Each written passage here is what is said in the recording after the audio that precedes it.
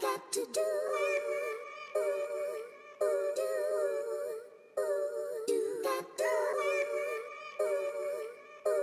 Don't teach us that in the schools. They don't tell us about ourselves. They tell us about you guys, and they tell us about the Queen of England, and they tell us a bunch of stuff that has no significance to us, that shows us that puts in our head that, look, we have no power and all we are is inferior to these people. I also want the truth of our history before slavery and before the white man came and before all that, to be the real history that's told. This is not how it always was. Some people came here and lied to you and took the crown off your head and told you that you were a slave, when really they came here and met you as a king. The news just reported that 181 K-12 teachers in 2022 have been arrested for child sex crime. This is the time to really think about where you're putting your child in school all day for 7 hours a day. What's your name? My name is Isaac. Yeah, in what class? Yeah, 3. How do you feel going to school every day? Good. And how do you feel about your friends? Happy. Okay, what about them? How do they feel about you? I'm not sure. You're not sure? Why? Because I'm not sure because they don't play with me that fun all the time. Okay, and what again? I think they don't play with me all the time because I'm not the same skin color of them. And how do you feel about that? I feel sad. Okay, and where will you love to go to your high school? Nigeria. Why? Because everyone in Nigeria is the same skin color of me. And so you feel if you go to Nigeria, you feel connected with them? Yes. Okay, so how are you sure about that? Good. Good. So what do you tell the government of Nigeria to do for you so that you can come to Nigeria for secondary school? Why don't you tell the government to make sure Nigeria is in good order? That you want to come to Nigeria, you want good school, you want good road. I know you don't have the experience of what Nigeria look like.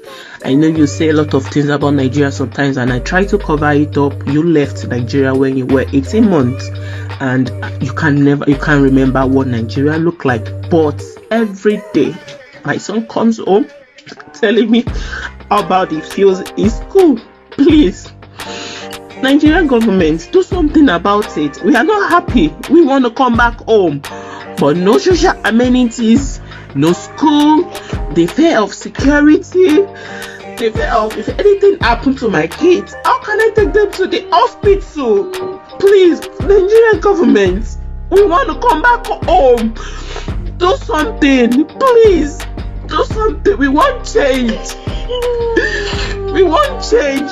Do something, please. Please. Parents of America, this is something you need to hear from a former public school teacher. In my district, there was a teacher that called home and used the new pronoun and name that was being used on the school campus. This child had changed their gender at school, and when the teacher called home, they used the new pronoun and name. The parent did not recognize who that child was and had no idea that their name and pronouns were changed at school. Because of this incident, our administration instructed us to not tell parents when a child changes their pronouns or changes their gender at school. And considering that they are pushing on our kids the idea that there are 50 plus genders, this is alarming. It's time to pull your kids from public schools. I wanted to speak on being a part of a household that is actually homeschooling 2 children, and I've seen the interaction between the family member and the children and how it's more organic and how the children have an increased intelligence and interaction, and they don't have to share that attention with other students that you see regular school.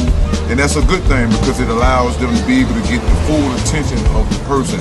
And I do believe this is a part of, it takes a village to raise a child, but you definitely have to start with the mother or some type of mother figure, which is the child's first teacher. My name is Todd Noon. Thank you. I just want to say a couple words of how important homeschooling is. Homeschooling is important because it's a tactic that helps us to fight back in the war that we're facing. A lot of people don't understand that we're in war right now, and part of that war is psychological. And if we're not able to teach our babies, and we're allowing the enemy to teach our babies, then we're in grave danger. So we have to come out and support this homeschool conference and let everybody know that it's time for that. It's time for that fight back. We gotta fight back, and it doesn't necessarily have to be physical. It has to be mental. That's where it starts first. It starts in the mental, spiritual, and then physical. So the mental aspect is to make sure that we teach our babies the right thing at the right time. Peace. What I got